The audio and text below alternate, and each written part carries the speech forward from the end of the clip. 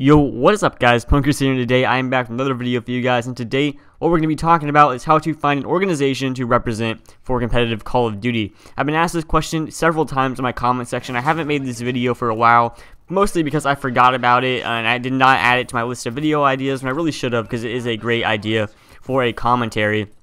But today I am excited to bring you guys this video, and I think that it is very prevalent, you know, leading into Black Ops 3. A lot of players are coming back, so there's going to be a lot of players looking for organizations to represent and go to events under. Now, today in this video, I'm going to list a couple of ways you can find organizations and a couple of things you need to do if you want organizations to pick you up. Certain guidelines you need to follow, and certain ways you need to kind of uphold yourself and act professionally, basically. So I'm going to go through this list of things. Now, probably the most important thing, the most important piece of advice, that I have for you all, is to be professional. Now, this is both publicly and privately. Mostly this takes place on Twitter.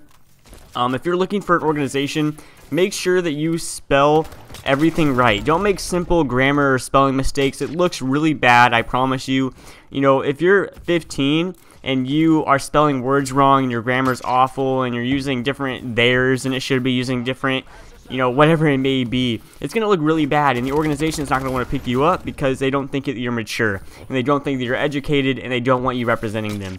But even if you're 15, you know, you might be young, but if you're spelling all these words right and your grammar is good and you're polite, it's going to make them much more interested in you, and they're going to be much more comfortable letting you represent their brand. So that's something you have to do. If you're not professional, it's going to be much harder for you to find organizations. This also leads into how you act on Twitter. You got to be nice to people. You can't get in arguments all the time. An organization does not want their brand represented by someone who gets in fights and calls people, you know, like racial slurs, all this type of stuff. You have to keep it very clean. I'm not saying that you can never slip up and you can never argue, anything like that, but you have to keep it as clean as you possibly can, and I promise it will help you out in the long run. Now, if you are having trouble finding an organization, like let's say you're really professional and you know you act nice to everyone, but you're just having trouble finding someone that you want to represent, I recommend using TweetDeck. Now, TweetDeck is basically another form of Twitter. It's kind of like an app someone developed, not necessarily an app for your phone. It's mostly a web browser. You can also download like a program. I prefer like right on the web browser itself. And it's basically Twitter that updates itself automatically, except there are several other features that I really like, such as so on TweetDeck, there's several columns. I'll put a screenshot on the screen right now of what TweetDeck looks like. There are several columns on the screen, and you can decide what columns are there. So let's say that you want, you know, your live feed, then your notifications, then your DMs, and then activity. That's what I have, right? But let's say you want to do a little bit more. So let's say you want to see every tweet someone tweets at Sean Abner. So if you really like playing GBs, or you like finding people for tournaments, and you know that Sean Abner gets a lot of those tweets, but doesn't always retweet them all because he can't obviously retweet every single tweet he gets, you can go and you can add a column just for his mentions. By mentions, I mean people who tweet at him. You can see every single tweet. Does not matter if he retweets it. You can also do this for search word keywords. So if you want to search like organization looking for team of 4, organization looking for players, organization want to send a team, or if there's an event coming up, like let's just say there's an event in Dallas coming up, you can say team of 4 Dallas, organization Dallas, and it can be very easy to find an organization like that. And other than that, you really just have to kind of tinker on your own and find other ways to find an organization. I'd recommend kind of searching for like Call of Duty organizations in the search bar, and then following those organizations on Twitter and seeing if maybe in the future they tweet out like we need a team or something in that nature. Now, along with this, I have one last piece of advice. I don't want to make this video longer than it needs to be, because honestly, a lot of the stuff you're going to learn on your own, and I can't give you a perfect list of, you know, 10 steps and you'll have an org by the end of those 10 steps. I can't do that.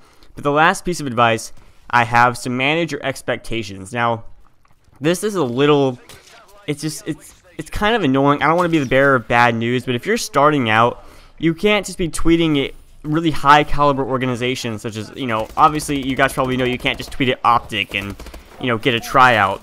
And even smaller teams, such as like top AM teams like Isolation, I guess you consider them pro teams, never mind on that. But even top AM teams, you know, don't tweet at teams that you know will only send players who have placed well before if you have not placed before, because it's just not, there's no point, because if you know that the team isn't going to pick you up, you might as well just not waste your time and, you know, spend that time doing something resourceful, like going to lower orgs. If you've never been to a LAN before, try starting out with an org that, I'm not saying has to be some shitty org with no graphics and nothing to offer. I'm just saying that you have to manage, kind of what you think you deserve in terms of a player.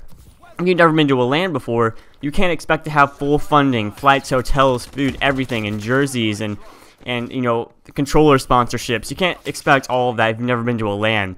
Most top band players don't get that either. Some pro players don't get that. So you have to just kind of realize and just accept reality and just go with the lower orgs, and over time you'll work your way up. Now guys, like I said, I don't want this video to last longer than it needs to, because I think that most of the lessons that you'll learn on this topic will be learned from self-experience. That's how I learned them. Every single tip in this video I did not hear from someone else. It's just me and my own experience. Obviously you'll learn from others, but I was not told what to do, and that's why I think that you guys should go off on your own and really figure out how to do this. But guys, I hope you all enjoyed the video. Be sure to like, comment, and subscribe if you did. Hope you have a great day, and I will see you all in the next video.